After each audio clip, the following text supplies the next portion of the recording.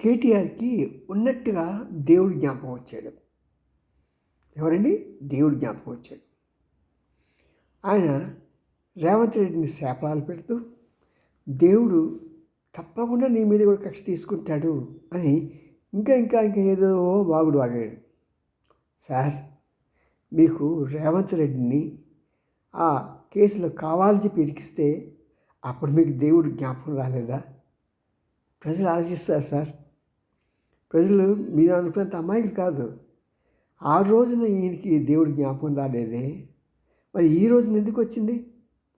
అదేవిధంగా కుమార్తె వివాహం, ఏకైక కుమార్తె వివాహం జరగడానికి జైల్లో పెట్టించి ఒక గంట సేపు మాత్రమే అతని కూతురు పెళ్ళికి అటెండ్ కావడానికి చేసిన నీకు దేవుడు జ్ఞాపకం వస్తున్నాడా? ఎంత మాట!